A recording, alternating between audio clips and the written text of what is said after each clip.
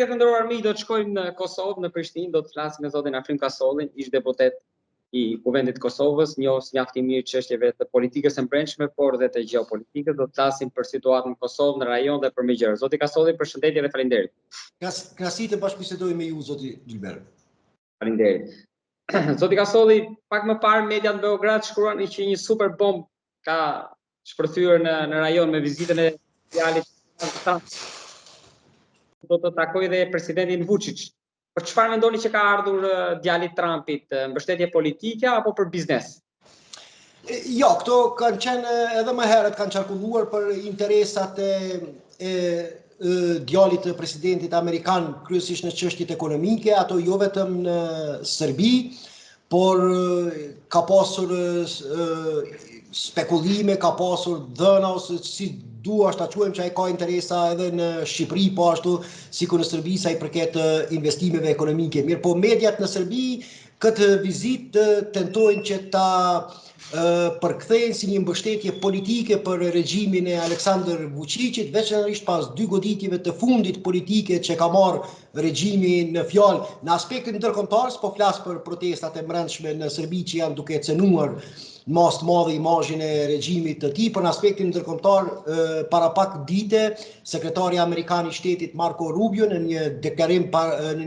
në rrjetin e tij social kishte pohuar se e kishte dënuar veprimet e liderit të serbëve të Bosnjës Milorad Dodik dhe tendencat e tij separatiste ndaj Bosnjës dhe Hercegovinës që eminonin marrëveshjen e Daytonit, po ashtu edhe vizita e djeshme në Bosnjë e Hercegovinë sekretarit të përgjithshëm të NATO zotit Rute në funksion të dënimit të këtyre veprimeve destruktive në Bosnjë dhe Hercegovinë nga lideri i serbëve të Bosnjës Milorad Dodik. Dhe nëse i kushtohet me vëmendje deklarimit veçanërisht zotit Marco Rubio, ai në fund të atij prononcimi, në fund të atij deklarimi pohon se njëkohësisht krahas ne Shtetet e Bashkuara të Amerikës që i dënojmë këto aksione subversive ndaj marrëveshjes së Daytonit, kërkojmë që të njëjtën gjë ta bëjnë edhe partnerët tanë rajonal që së bashku me Shtetet e Bashkuara të Amerikës t'ju kundërvijen tendencave të këtyre destabilizuese rajonale. Dhe nëse ne gjithë e dimë, nëse analizojmë me vëmendje, shteti i cili ka leva të mëdha ndikimi mbi serbët e Bosnjës dhe konkretisht mbi liderin e tyre Milorad Dodik, i cili kohën e fundit është përballur dhe me procedura gjyqësore në Bosnjë dhe Hercegovinë, është padyshim Aleksandr Vučić. Pra tërë kjo propagandë, tërë ky narracion, ta quajmë si duhem, i mediave në Serbi, në sa i përket vizitës djalit të presidentit Trump, bëhet me qëllim që të relativizohet kjo kritikë që ka marrë regjimi i Aleksandr Vučićit nga këto 2 vizita, ku në mënyrë të tërthor të targetojnë edhe atë si qendër e përpjekjeve destabilizuese rajonale. Edhe përpjekjet që ka bërë kohën e fundit, deklarimet e tij, diskutimet telefonike që ka pasur me presidentin rus Aleksandr Vučić, se tashmë ai e ka mbështetjen e tij, autoritetet zyrtare në Serbi e kanë mbështetjen nga Moska, duke tentuar ta ndërlidhin me vizitën e presidentit Trump, ashtu sikurse shëbat Rusia që po merren vesh për çështjen e Ukrainës, në një farë mënyrë ka konsensus amerikano-rus edhe për regjimin e Aleksandr Vučićit në Serbi. Pra, ky është krejt investimi i këtij narracioni për tërheq këto paralele që në të vërtetë nuk janë plotësisht reale. Zoti Kasolli, me që jemi në Serbi, edhe një pyetje kam për situatën që është duke u zhvilluar atje me protestat, se pari Vučići mundet të krijojë vatra të reja për të hequr vëmendjen? Po tash Dylber, fakte të drejtë për drejta se mund të ketë në një skenar të tillë të errët për ta zhvendosur krizën nga brenda Serbisë në vendet e tjera rajonale, nuk mund të kam, por gjykimin politik mund ta jap në bazë të mënyrës se si është sjellur në të kaluarën në Serbia kur është përballur me situata të tilla të ngjashme. Dhe këto që nga koha e regjimit, mbaj mend që nga koha e regjimit të Miloševićit, sa herë që i cenoi pushteti i brendshëm nga protestat në Serbi, ai e shpikte ndonjë krizë tjetër rajonale me qëllim që të zhvendosej vëmendja prej Serbisë, që të krijohet homogenizimi i brendshëm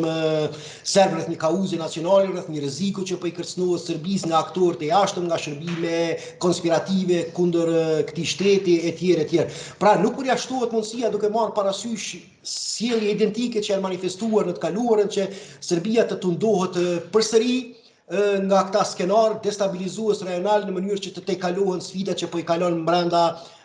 regjimi i Aleksandr Vučićit. Mbase në këtë drejtim mund të kuptohet edhe vizita e sekretarit Rute dhe tërheqja e vëmendjes nga Marco Rubio, sekretari amerikan i shtetit, që faktorët rajonal duhet të sillen me përgjegjësi të plotë ndaj stabilitetit dhe paqes dhe sigurisë rajonale. Në këtë drejtim është e qartë se Serbia i ka këto potenciale destabilizuese ende më të fuqishme se sa çdo vend tjetër. Është një situatë e vështirë me cilën po përballet regjimi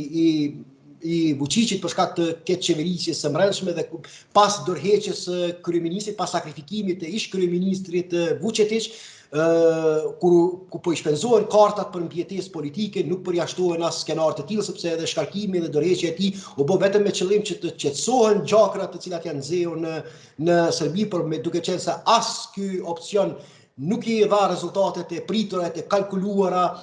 Skenar të tillë destabilizues mund të ekzistojnë në projekcionet e Serbisë, duke marrë sidomos parasysh edhe faktin për shkak të tensioneve që janë krijuar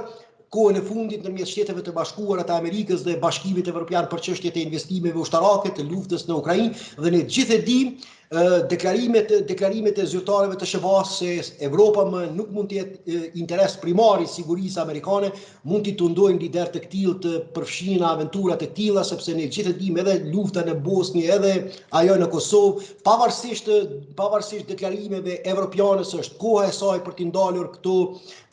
këto lufta. Në fund të fundit BE-ja dhe vendet evropiane kishin dështuar ta bënin një gjë të tillë pa intervenimin e qartë dhe strategjik amerikan në të dy rastet. Dhe deklarime se SHBA-t nuk mund ta kenë me interes primar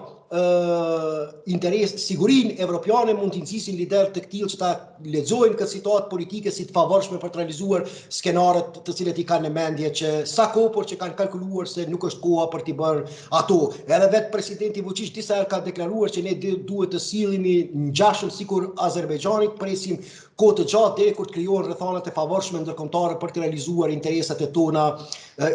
tona secesioniste në vendet rajonale, siç ka bërë Azerbajxhani siç bëri para një viti dy kur e bëri në Armeni për shkak të fokusimit të Rusisë në luftën e Ukrainës. Shefi i NATO-s ndodhet tashmë në Kosovë, Mark Rutte. Ju e shikoni më shumë si mbështetje për KFOR-in, për sigurinë rajonale, për Kosovën, apo edhe ajo që thatë më lart, që dhe skenar të mundshëm për t'i parandaluar? Po gjitha këto përfshirë se bazohemi fakti që ai po i viziton vetëm Kosovën, vetëm Bosnën dje dhe Kosovën sot, tregon që në lexime strategjike të aleancës më të fuqishme veriatlantike, siç është NATO, këto dy shtete mund të jenë vatrat më fragjile sa i përket sigurisë në rajon. Mesazhet në Bosnë ishin të qarta se NATO mbetet të përkushtuar për ta garantuar marrëveshjen e Daytonit, atë që është arritur sa i përket sigurisë në këto dekada. Jam i bindur që mesazhet e tilla do transmetohen edhe në Kosovë, por shto edhe faktin se Kosova ndodhet në një situatë pas zgjedhore dhe kur ende nuk ndodhemi ka paqartësi sa i përket mënyrës se si do të krijohen të institucionet e reja qeveritare, si do të krijohet qeveria, pushteti i ri pas zgjedhjeve të 9 shkurtit. Dhe ka qenë një deklaratë shumë indikative, e cila është dhënë një ditë apo dy, nuk më kujtohet saktë, pas përfundimit të zgjedhjeve parlamentare në Kosovë në 9 shkurt, kur zoti Ruti kishte deklaruar duket që qytetarët e Kosovës kësaj here votuan për një qeveri të koalicionit dhe jo sipas modelit i cili ka dominuar në këtë mandat, i cili ka përfunduar në mandatin 4 vjeçar, kur qeverinë thuajse kishte udhëhequr vetëm me lëvizja vetëvendosje. Ato diskutohen edhe tema të këtilla, mbetet të shihet, por në bindjen dhe përshtypjen time, duke i marrë në konsiderat të gjitha këto deklarime, jam i bindur se një çështje e tillë do të diskutohet me aktorë të relevant politik për ta stimuluar që partitë politike ta gjejnë një gjumë në mënyrë që të mos humbet kohë dhe sa më shpejt të krijohen institucionet e reja dhe që Kosova të jetë e gatshme për të përballur me situatën në të cilën, me obligimet dhe detyrimet që i ka dhe me situatën në cilën po kalon jo vetëm shteti ynë, por edhe rajoni në përgjithësi dhe kontinenti. Rutte do një qeveri të koalicionit, por në gjykimin tuaj si do mbyllet e gjitha kjo histori? Do kemi një qeveri koalicioni, një qeveri të prisht me numra me 61, vetëm me paketat, apo nuk është të parakoshme, apo do jetë opozita që do ta marrë timonin? Tash gjithë skenaret thuaj se janë në tavolinë, mund të ketë qeveri të udhëhequr vetëm nga lëvizja vetëvendosje, mirë po lëvizja vetëvendosje i ka e ka një pengesë politike në këtë drejtim, sepse sipas numrave aktual,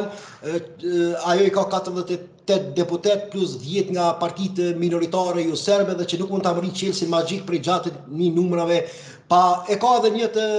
nëse certifikohet edhe një të ish ministri Nenad Rashić, por që përsëri nuk mund ta marrë qelsin magjik të 60 numrave pa listën serbe, cila është fituese më e madhe, është fituese gati absolute e zgjedhjeve në komuniteti serb. Vendosja ka pas premtim elektoral se këtë gjë se misioni i saj politik do të mbetet pikërisht çlirimi i institucioneve të Kosovës nga ndikimi i listës serbe, sepse ata e konsideron si instrument politik të Vučićit në Kosovë. Por unë jam i bindur që në këtë drejtim zoti Rute do të diskutoj edhe me kryeministrin Kurti edhe me presidentin Osmani, sepse fakti që takohet vetëm me këta dy lider, që klasa politike në Kosovë të sillet në mënyrë paksa më të përgjithshme që ta ketë në konsiderat forcën kryesore politike, legjitime përfaqësuese të serbëve të Kosovës, sepse ne ndodhemi, siç e dim, në komunat veriore ku kemi një pushtet në kuptimin legal, po të fjalës, por me legjitimitet të cunguar politik, dhe në asnjë situatë kur serbët e Kosovës nuk kanë përfaqësues politik as në nivel komunal dhe mund të krijohet një situatë që të mund mos kenë as në nivel qendror, atëherë ky është një realitet që jam i bindur që nuk do të gjejë mirë kuptim te bashkësia ndërkombëtare. Dhe kjo çështje do të adresohet krahas çështjeve të tjera të sigurisë të përkushtimit të NATO-s në funksion të garantimit të stabilitetit në Kosovë. Zot Kasolli, nëse mund vinë momenti, nga to janë nisë në gjykimin tuaj Trumpi me Kosovën, sepse në këto muaj të fundit kemi pas edhe inflacion deklaratash, por edhe skenarësh. Po, tash janë dy skenarë që janë në tavolinë që i kemi. Praktikisht ne kemi një marrëveshje të dakorduar ndërmjet Kosovës dhe Serbisë, e cila është quajtur marrëveshje për normalizimin ekonomik ndërmjet dy vendeve të sponsorizuar e të mbështetur pikërisht nga administrata Trump në ndërmjet Kosovës dhe Serbisë. Mund të ndodhë që ndodhë e njëjta marrëveshje ishte mohuar nga Kuvendi i Kosovës, ishte votuar kundër nga një rezolut e propozuar nga Lidhja Demokratike e Kosovës, mund të ndodhë që e njëjta marrëveshje të bëhet përpjekje që të riaktualizohet, por edhe Kosova po ashtu ka obligime sa i përket edhe detyrime së bashku me Serbinë, sepse ato detyrime vlen për të dyja vendet me akordet që janë arritur në Bruksel dhe në Orë, tash se ka do të orientohet ende nuk është bërë qartë, nuk ka dhënë sinjale të qarta administrata e re Trump se ka duhet të orientohet Kosova në drejtim të zbatimit së bashku me Serbinë, të zbatimit të detyrimeve, të obligimeve që dalin nga marrëveshjet e Brukselit dhe aneksi i Ohrit, apo të orientohet nga riaktivizimi i marrëveshjes së Washingtonit. Nëse i shohim, ne kemi parë kohën e fundit tensione ndërmjet Brukselit dhe Washingtonit, vetë shefja për politikë të jashtme zonja Kallas për kundër pretendimeve për të takuar me sekretarin Rubio, homologin e saj amerikan, nuk e ka dalur një gjë të tillë, sepse sekretari Rubio sipas deklarimeve mediale nuk ishte kohë edhe përkundër që ishin caktuar takimet. Pra kemi qartë që kemi tensione ndërmjet Brukselit dhe Washingtonit, kemi mosmarrëveshje, kemi një ftoje, sepse tashmë për Washingtonin qasje më e dur diplomatike janë raportet bilaterale, transaksionale me shtetet e veçanta të BE-s, më shumë se sa me institucionet multilaterale, dhe atëherë mund pritet që duke marrë shembullin e marrëveshjes së Washingtonit, përsëri administrata Trump, por gjithmonë çështja primare është Ukraina, ta kemi parasysh këtë fakt, por nëse do të gjej kohë dhe edhe Irani, siç e pam, kemi edhe Irani është një çështje lindja e mesme, është një çështje tjetër po ashtu me interes, por nëse ajo do të fokusohet, nuk përjashtohet mundësia që të hyjë një riaranxhimi ndërmjet marrëveshjeve bilaterale ndërmjet këtyre dy vendeve, siç kishte tentuar nëpërmjet marrëveshjes së shtatorit të Washingtonit. Në atë kohë ishte quajtur marrëveshje për normalizim ekonomik, por çka mund të sforcohet të plotësohet kjo marrëveshje, mbetet të shihet, por deri më tani nuk ka indikacione të qarta në këtë drejtim. Mirë, po sjellja e administratës amerikane në raport me BE-n nuk e përjashton mundësinë e përfshirjes së SHBA-ve nëpërmjet të dërguarit të saj për misione speciale në vatra të nxehta gjeopolitike, Richard Grenell, për një marrëveshje të përbashkët me garanti me mbështetjen amerikane ndërmjet Prishtinës dhe Beogradit. Një hartë re në Ballkan e përjashtoni? në bazë të deklarimeve të zotit Rubio, kritikave që bëri ndaj përfaqësuesit të serbëve të Bosnjës, duket që nuk ka gatishmëri në këtë drejtim aktualisht, sepse ai ishte shumë kritik dhe shumë i prerë që nuk do të tolerohen tendencat secesioniste, separatiste të serbëve të Bosnjës, kryesisht të zotit Dodik, për ta minuar marrëveshjen e Washingtonit. Pra, ky reagim i ashpër i State Departamentit të shtetit, i përfaqësuesit të saj, top diplomatit amerikan kundër çdo tendence për ndryshim të parametrave aktual të shteteve të Ballkanit Perëndimor, më bën të kuptoj që nuk duket aktualisht në horizont ndonjë opsion tjetër nga Shtetet e Bashkuara të Amerikës në tavolinë. Zoti Kasodi, nëse do marrim një situatë eventuale të tërheqjes së SHBA-s, primatin Kosovë, do ishte më mirë të ishte i britanikëve apo i turqëve? I një bashkëpunimi, do thotë nuk do doja të shija përplasje ndërmjet këtyre dy vendeve. Normalisht Republika e Turqisë është një vend, një alat strategjik i shtetit të Kosovës, merr pjesë në garantimin e sigurisë së Kosovës, mirëpo nëse një rikthim britanik në çështjet e sigurisë evropiane, sepse ne kemi qenë dëshmitar që veçanërisht pas Brexitit, sikur Britania ishte tërhequr nga çështjet e kontinentit, e pjesës tjetër kontinentale të Evropës, dhe kohën e fundit britanezët kanë qenë më decisiv në kritikat e tyre, në dënimin e tendencave agresive që Serbia ka manifestuar ndaj shtetit të Kosovës, dhe mund kujtohet shumë qartë kur ish sekretari punëve të jashtme të Mbretërisë së Bashkuar gjatë vizitës në Prishtinë, madje pa deklaruar që tash e tutje nëse do të përsëriten sulmet sikur ai në fshatin Bajn, ushtarët britanikë edhe duhet të luftojnë kundër forcave paramilitare, paraushtarake, terroriste nga Serbia, dhe jo vetëm ta vazhdojnë situatën. Por Shtetet e Bashkuara të Amerikës në këtë drejtim kanë bërë të qartë që nuk planifikojnë reduktim të trupave amerikane, nuk planifikojnë shkurtim apo rivendosje apo largim të trupave amerikane nga Kosova. Para pak ditë madje vetë komanda e KFOR-it e transmetoi një video për publikun ku shihet një pjesë ushtarëve amerikanë në pjesën veriore duke patrulluar në mbrojtje të kufirit të Kosovës. Kështu që aktualisht jemi në këtë gjendje me SHBA-n si njërin prej aktorëve kryesorë në garantimin e sigurisë së Kosovës, por edhe të vendeve tjera siç është Turqia, Britania, edhe Shqipëria, e cila asiston dhe merr pjesë nëpërmjet ushtarëve të saj në kuadër të misionit paqërues NATO në Kosovë.